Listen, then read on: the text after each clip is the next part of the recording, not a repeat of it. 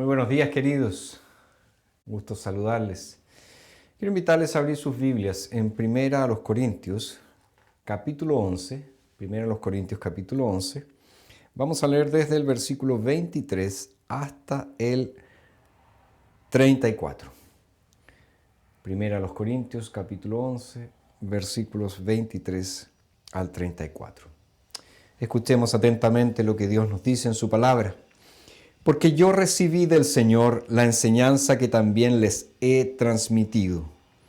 Que el Señor Jesús, la noche en que fue entregado, tomó pan, y habiendo dado gracias, lo partió y dijo: tomen, coman. Esto es mi cuerpo, que por ustedes es partido. Hagan esto en memoria de mí. Asimismo, tomó también la copa después de haber cenado, y dijo: esta copa es el nuevo pacto en mi sangre. Hagan esto todas las veces que la beban en memoria de mí. Todas las veces que coman este pan y beban esta copa, anuncian la muerte del Señor hasta que Él venga. De modo que cualquiera que coma este pan y beba esta copa del Señor de manera indigna, será culpable del cuerpo y de la sangre del Señor. Por tanto, examínese cada uno a sí mismo, y coma así del pan y beba de la copa. Porque el que come y bebe no discerniendo el cuerpo, juicio come y bebe para sí. Por eso hay entre ustedes muchos enfermos y debilitados, y muchos duermen. Pero si nos examináramos bien a nosotros mismos, no se nos juzgaría. Pero siendo juzgados, somos disciplinados por el Señor para que no seamos condenados con el mundo. Así que, hermanos míos, cuando se reúnan para comer, espérense unos a otros. Si alguien tiene hambre, coma en su casa, para que no se reúnan para juicio. Las demás cosas las pondré en orden cuando llegue. Seguimos en nuestra serie, Marcas Básicas de la Comunión Cristiana. Y hoy vamos a hablar acerca de la Cena del Señor. Pero oremos buscando la dirección y la instrucción de nuestro Dios. Padre Santo, Dios bendito, gracias te damos, porque en el día de hoy podemos abrir tu palabra, porque podemos escuchar atentamente tu voz, y suplicamos que tu Santo Espíritu, Señor, ilumine nuestro entendimiento, abra nuestro corazón, disponga nuestro ser por completo a oír tu voz. Te lo pedimos en el nombre de Jesús. Amén. Una cena es la última comida del día, aquella que por lo general se toma al atardecer o por la noche. Dentro del seno familiar, la cena es una oportunidad para compartir, alegrarse, pasar tiempo juntos. Durante una cena podemos contar las experiencias del día y resulta ser una buena ocasión para dar término a un día cargado con muchas actividades. En ocasiones más formales, una cena es todo un evento. Los anfitriones invitan a determinadas personas y preparan todo para agradar a sus convidados. A veces hay ciertas formalidades, pero en el fondo es un tiempo para compartir en torno a una mesa. Nuestro Señor Jesucristo, la noche en que fue entregado, instituyó el sacramento de la Cena del Señor. La Santa Cena, el partimiento del pan, la Santa Comunión, Eucaristía, Mesa del Señor, como sea que se le llame. Al terminar la celebración de esta fiesta conmemorativa de la Pascua que recordaba la liberación de Egipto, Jesús estableció este sacramento destinado a que recordemos su sacrificio expiatorio por nosotros en la cruz.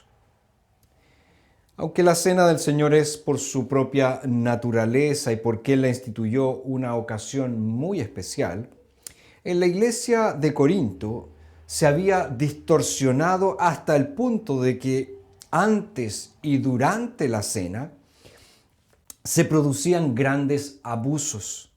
Pablo es muy directo en decirles que ellos no se reúnen para lo mejor, sino para lo peor, pues se reunían a celebrar esta cena, y cuando se reunían a compartir la cena del Señor habían peleas, Pablo dice divisiones. Algunos comenzaban a comer antes que otros, algunos hacían ostentación de la comida que llevaban e incluso algunos se emborrachaban. Por lo tanto, Pablo les dice, cuando se reúnen en uno, no es para comer la cena del Señor. Pablo entonces, consciente de que los hermanos de Corinto necesitaban nuevamente ser reinstruidos acerca de la cena del Señor, procede a dar un resumen de la institución de la cena, de las características de la cena y finalmente concluye con una advertencia necesaria. Entonces veamos el primer punto de Pablo aquí, la institución de la cena del Señor. Lo primero que hace el apóstol es decir que él fue el comunicador, el transmisor de una tradición. Verso 23 dice, porque yo recibí del Señor la enseñanza que también les he transmitido. La expresión de Pablo, recibí del Señor, indica que Jesús fue quien le entregó esta enseñanza al apóstol Pablo. Y fue esta enseñanza de Jesús lo que Pablo transmitió a los corintios. Como reformados, nosotros somos muchas veces reacios a la idea de tradición, particularmente porque pensamos inmediatamente en el concepto romanista de tradición, que para ellos, para la Iglesia Católica Apostólica Romana, es fuente de autoridad, al igual que las Escrituras y el Magisterio. Sin embargo, existe una tradición que es correcta, una tradición que es bíblica, tal y como nosotros vemos aquí. Y esta tradición bíblica correcta no es otra cosa que una enseñanza que ha sido transmitida, que es preservada, que es mantenida y que es practicada por la Iglesia. Ahora, ¿cuál fue la enseñanza que Pablo transmitió a los corintios? Bueno, él dice que el Señor Jesús, la noche en que fue entregado, tomó pan y habiendo dado gracias, lo partió y dijo, tomen, coman. Esto es mi cuerpo que por ustedes es partido. Hagan esto en memoria de mí. Asimismo, tomó también la copa después de haber cenado y dijo, esta copa es el nuevo pacto en mi sangre. Hagan esto todas las veces que la beban en memoria de mí. Todas las veces que coman este pan y beban esta copa, anuncian la muerte del Señor hasta que Él venga. Cristo, dice el apóstol Pablo, la noche en que fue entregado, es decir, la noche en que fue traicionado, tomó pan, dio gracias, lo partió y dijo, esto es mi cuerpo que por ustedes es partido. Literalmente Jesús dice, esto es el cuerpo mío a favor de ustedes. Y dijo también, hagan esto en memoria de mí. Es decir, continúen haciendo esto en recuerdo mío. Jesús en el fondo les dice esto para destacar que al partir el pan, ese hecho debe causar un recuerdo en ellos. ¿Y qué debían recordar? Que el cuerpo de Jesús fue entregado por ellos, señalando obviamente a su sacrificio en la cruz. Además, Pablo dice que Jesús después de cenar tomó la copa y dijo, esta copa es el nuevo pacto en mi sangre. Y nuevamente Jesús dijo, hagan esto todas las veces que la beban en memoria de mí, en mi recuerdo, recordando lo que yo hice. Este es el sacramento de la cena del Señor, tal como Pablo lo recibió de Jesús. Y este sacramento, dice Pablo, nació en la noche en que Jesús fue traicionado. Una enseñanza que todos los evangelios destacan. Al volver a aquella noche, al volver a aquella escena, recordamos verdades cardinales, verdades fundamentales acerca de lo que la cena representa, acerca de lo que la cena significa. Y fue el Señor Jesucristo quien instituyó este sacramento. Y Jesús, fíjense, era el único que podía reemplazar el sacramento de la Pascua, que era el sacramento de la antigua dispensación. Nadie, sino Jesús, podía ordenar a la iglesia que celebrara una cena completamente centrada en Él mismo. Por eso Pablo es tan enfático en señalar que esta cena es la mesa del Señor, la copa del Señor. La noche en que Jesús fue traicionado, Él instituyó este sacramento en su cuerpo y sangre. Y esta frase es muy llamativa para los reformados, pero es precisa, pues nos hablan del sacrificio de Jesús a nuestro favor. Este sacramento debe ser observado por la Iglesia de Cristo y debe ser observado, como dice el apóstol Pablo, hasta que Él, es decir, hasta que Jesús venga. Vemos entonces, primeramente, la institución de la Cena del Señor. En segundo lugar, Pablo menciona aquí las características de la Cena del Señor. Las características de la Cena del Señor. Podemos, sacando lo que Pablo dice aquí, utilizar 7 palabras para caracterizar diferentes aspectos de la Cena del Señor. Veamos cada una de estas palabras. En primer lugar, tenemos la palabra conmemoración. Conmemoración. Tanto en el versículo 24 como en el versículo 25, dice Pablo que Jesús dijo, hagan esto en memoria de mí. La Cena del Señor entonces se centra en la obra de Cristo, se centra en lo que Cristo ha realizado. Es un recuerdo permanente de su sacrificio en la cruz. Cada vez que participamos de la cena, estamos solemnemente recordando lo que Jesús hizo por nosotros al morir en la cruz. Primera idea entonces, conmemoración. Segunda idea, proclamación. Fíjense que en el verso 26 dice, anuncian la muerte del Señor, proclaman la muerte del Señor. La Cena del Señor predica visiblemente el Evangelio de Jesucristo. La Cena del Señor es la gran predicadora de este Evangelio hasta que Jesús venga. ¿Y qué es lo que proclama la cena? Bueno, proclama la muerte del Señor, es decir, su sacrificio expiatorio, su muerte en nuestro lugar. La cruz es el centro de la predicación porque en ella se nos declara el Evangelio de Jesucristo. Tercer término, bendición. Fíjense que tanto en el verso 24 y 25 dice, tomen, coman, esto es mi cuerpo que por ustedes es partido. Hagan esto en memoria de mí. Después dice, esta es la copa del nuevo pacto en mi sangre. Hagan esto todas las veces que la beban en memoria de mí. La cena del Señor es la palabra de bendición de Dios para nosotros en Cristo. Ahora, ¿qué quiere decir esto? ¿Qué quiere decir que sea una palabra de bendición? Bueno, que es un sello del pacto del Evangelio por el cual todos los beneficios del nuevo pacto son significados, sellados y aplicados a los creyentes. Cuando participamos de la cena, Cristo ratifica su promesa de salvarnos bajo la condición de fe y nos concede todos los beneficios de la redención. Cuarto término, comunión. Y esto lo encontramos en el capítulo 10 de 1 Corintios, verso 16, cuando Pablo dice, la copa de bendición que bendecimos no es la comunión de la sangre de Cristo. El pan que partimos no es la comunión del cuerpo de Cristo. Fíjense que la cena del Señor es una participación en el cuerpo y en la sangre de Cristo, quien como anfitrión nos ha invitado a su mesa para participar del don de su persona, de la persona de Cristo.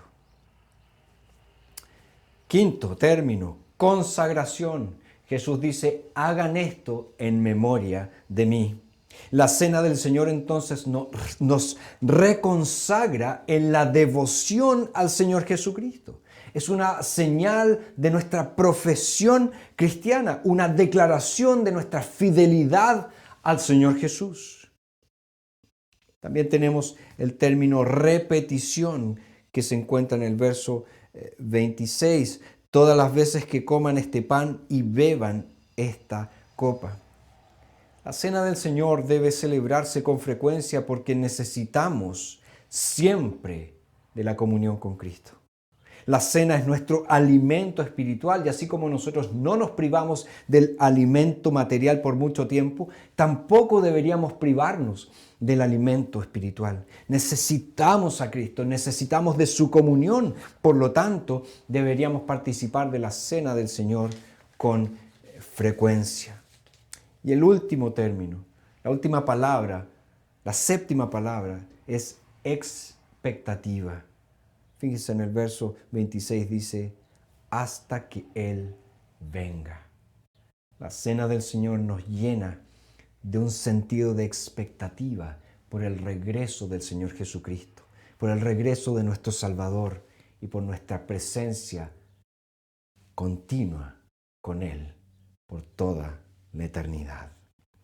Estas son entonces las características de la cena del Señor. Pero Pablo no solamente nos habla de la institución de la cena, de las características de la cena, sino que también nos da una advertencia necesaria. Pablo concluye esta sección desde el verso 27 al 34 con una advertencia necesaria dado el contexto de lo que estaba sucediendo en Corinto. Sin embargo, esta advertencia también se aplica a nosotros hoy. Pablo se refiere aquí a comer la cena de manera indigna.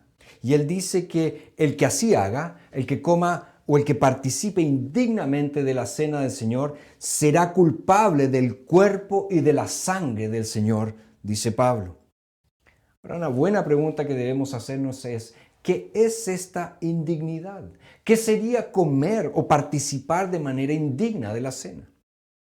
Bueno, ya hemos visto que en Corinto el problema estaba en que cuando se reunían habían divisiones, ostentación, insensibilidad y borracheras. Por tanto, algunos estaban participando de la cena del Señor de manera indigna.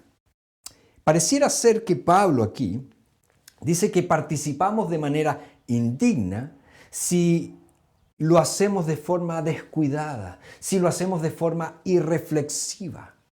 Es decir, la muerte de nuestro Señor Jesucristo nos ha traído a la familia de Dios, por lo que podemos llamar nosotros a Dios Padre y nos llamamos los unos a los otros hermanos o hermanas. Si por nuestro comportamiento nos despreciamos, lastimamos o humillamos, estamos pecando contra el sacrificio de Cristo que nos introdujo, que nos incorporó en la iglesia. Por tanto, necesitamos discernir lo que Cristo hizo en la cruz por nosotros. Necesitamos entender su sacrificio vicario, su sacrificio en nuestro lugar. Participamos en la cena sin reflexionar o participamos de la cena de manera indigna cuando albergamos pecado en nuestro corazón sin la debida disposición al arrepentimiento. Eso es participar de manera indigna. Y si participamos indignamente, como dice aquí el apóstol Pablo, somos culpables del cuerpo y de la sangre de Jesús. Es por eso que Pablo nos llama al autoexamen, verso 28. Por tanto, examínese cada uno a sí mismo y coma así del pan y beba de la copa. Porque el que come y bebe, no discerniendo el cuerpo, juicio come y bebe para sí. Pablo nos llama a discernir. ¿Discernir qué cosa? Discernir el cuerpo. ¿Pero qué quiere decir esto? Bueno, Pablo está hablando aquí de dos cuerpos. El primer cuerpo es el cuerpo físico de Cristo. Ese cuerpo que fue molido, ese cuerpo que fue entregado en la cruz. Sin embargo, hay otro cuerpo que debe también discernirse. Es el cuerpo místico del Señor Jesucristo. Ahora, ¿cuál es el cuerpo místico del Señor Jesucristo? Su iglesia, la iglesia del Señor. Cuando vienes a la cena, pero desprecias a tu hermano, no muestras respeto por ellos o albergas resentimientos en tu corazón hacia ellos, estás participando de la cena sin discernir el cuerpo. Y si participas en la cena sin discernir el cuerpo, estás participando de manera indigna. Para aquellos que participan de manera indigna, hay una consecuencia. Verso 30. Por eso hay entre ustedes muchos enfermos y debilitados, y muchos duermen. Fíjense que Pablo está diciendo que el resultado es que hay consecuencias físicas. Notemos que Pablo califica estas enfermedades como enfermedades producidas por el pecado, generadas por el pecado. La iglesia de Corinto, debido a los pecados no tratados, tenía muchas personas, muchos de sus miembros débiles, enfermos y algunos habían muerto. Los pecados espirituales pueden ciertamente tener consecuencias físicas. El motivo de la mala salud e incluso la muerte de algunos creyentes aquí en Corinto tuvo una causa en su actitud equivocada, en su actitud pecaminosa hacia el sacramento de la cena del Señor. La iglesia de Corinto no estaba cumpliendo el mandamiento de amarse los unos a los otros, por tanto no estaba discerniendo el cuerpo. La consecuencia de la falta de discernimiento del cuerpo llevó a la iglesia a comer y a beber juicio para sí. ¿Y cómo fue este juicio? Debilidad, enfermedad y muerte. Juan Calvino, al referirse a la cena del Señor, escribió lo siguiente: no queda, pues, más que admirar y adorar este misterio, que ni el entendimiento puede comprender, ni la lengua declarar. Hay misterio en la cena del Señor, pero también es un cuadro claro, es un cuadro vívido del Evangelio. La cena fue instituida por Cristo para que los creyentes participemos de ella en memoria de Él. La cena nos dirige de manera muy precisa, de manera muy especial al sacrificio de Cristo, que es el único suficiente para nuestra salvación. Y siendo un medio de gracia, la cena alimenta nuestra fe y al participar de ella, abrazamos de corazón y con pasión la muerte de Cristo en nuestro lugar y recibimos así entonces el perdón de nuestros pecados y la vida eterna por medio de la fe. Yo sé que estamos en un contexto de pandemia y que por lo mismo hemos sido privados durante mucho tiempo de participar de la cena del Señor. Quiera nuestro buen Dios que estos malos tiempos, estos tiempos extraños pasen y podamos realmente participar y participar gozosos, porque en la cena tenemos este cuadro, tenemos esta presentación del Evangelio de Jesucristo, que nos habla de su muerte en nuestro lugar, que nos habla de su resurrección y que nos habla también de su futura venida. Esta es la cena, que es la cena del Señor. Él nos invita a participar. Él es el anfitrión. Nosotros somos solo los convidados. Oremos. Nuestro Señor y Padre, gracias por tu palabra. Gracias por recordarnos una vez más acerca de la cena.